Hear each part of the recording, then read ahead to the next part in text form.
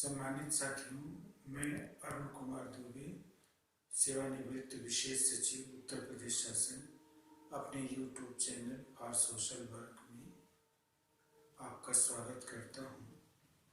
मैंने इस चैनल को इस उद्देश्य से बनाया था कि अपने सोशल वर्क के कार्यों को सुचारू रूप से संचालित कर सकूँ। मैंने पहला टॉपिक जो है बेरोजगारी पे चर्चा को लिया था और इस संबंध में अपने पहले वीडियो में मैंने ये बताया था कि श्रम एवं सेवा योजन विभाग की वेब पोर्टल पे शहरी एवं ग्रामीण बेरोजगारों को मिला करके कुल 33 लाख की संख्या बताई गई थी। इस संख्या में उन बेरोजगारों की संख्या सम्मिलित नहीं है जिन्होंने वेब पोर्टल पे अपना पंजीकरण नहीं कराया है। बेरोजगारों की संख्या का स्पष्ट रूप से पता न हो पाना एक अच्छी स्थिति नहीं मानी जा सकती है। नीति आयोग से भी कहा गया था कि वे राष्ट्रीय स्तर पर बेरोजगारी की संख्या के संबंध में आंकड़े बताएं, लेकिन नीति आयोग ने इस संबंध में अपने हाथ खड़े कर लिए थे और कोई आंकड़े देने में असमर्थ रहा। इससे हम बेरोजगारों की संख्या का सही संज्ञान नहीं ले पाते। प्राय हम पाते हैं कि जाति जनगणना कराए जाने के लिए बहुत बार मांगे उठाई जाती हैं, किंतु बेरोजगारों के शुद्ध आंकड़े प्रस्तुत करने के बारे में कोई जागरूकता दिखाई नहीं पड़ती। इस संबंध में केवल अनुमान ही लगाया जा सकता है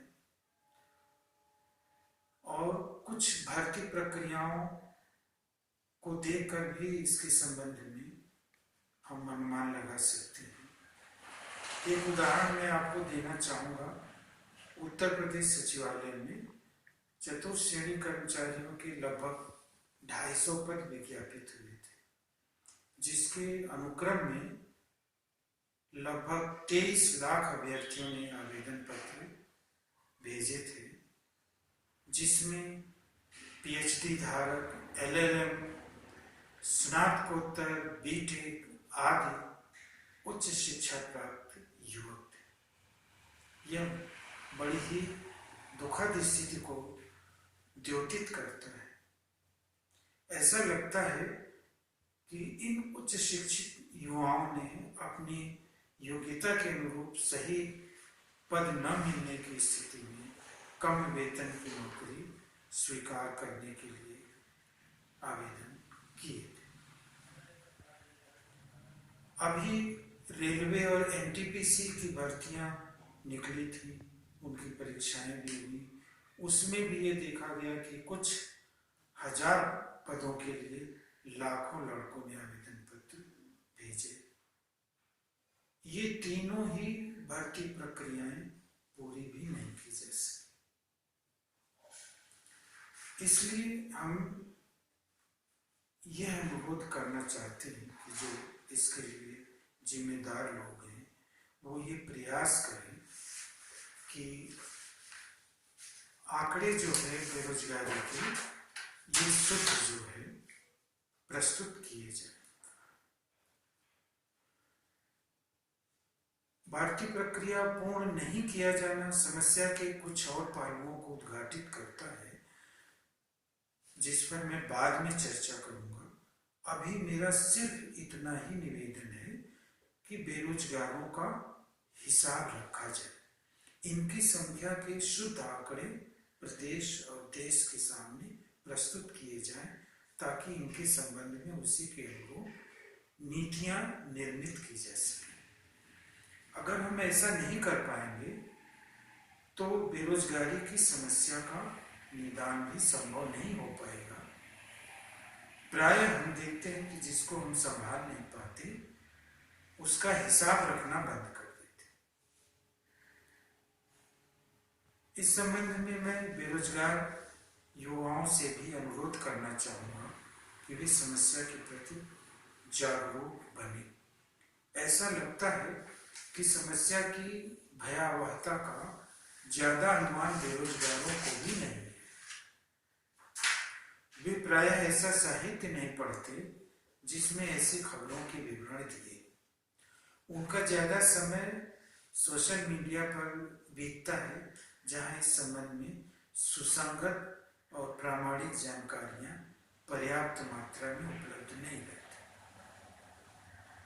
जब तक बेरोजगार युवा बेरोजगारी को ही बुनियादी समस्या मानकर इसके निवारण हेतु आगे आकर प्रयास नहीं करेगा, स्थितियां जल्दी सुधरेंगी नहीं। आवश्यकता है कि सरकारों से सीधे सवाल पूछे जाएं एवं रोजगार पर वोट किया जाए।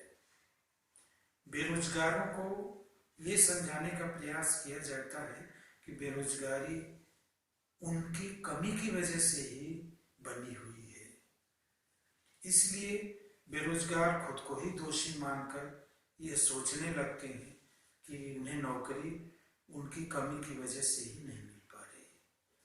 राजनीति के लिए यह एक बड़ी जीत होती है और बढ़ती बेरोजगारी कभी चुनावी मुद्दा बन नहीं पाती।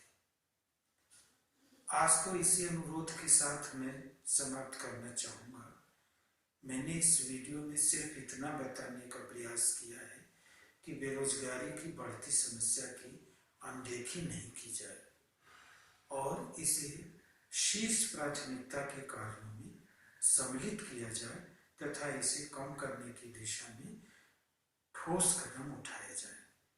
इन कदमों के बारे में अपने नए वीडियो में बेरोजगारी पार्ट 3 में चर्चा करूंगा। अंत तक वीडियो में मेरे साथ बने रहने के लिए आपको बहुत बहुत धन्यवाद। मेरी बातें अगर आपको सही लगी हों तो कृपया वीडियो को लाइक, शेयर और चैनल को सब्सक्राइब करते हुए बेल आइकन दबाने की कृपा करें ताकि मेरे नोटिफिकेशंस आपको समय से प्राप्त हो सके। धन्यवाद।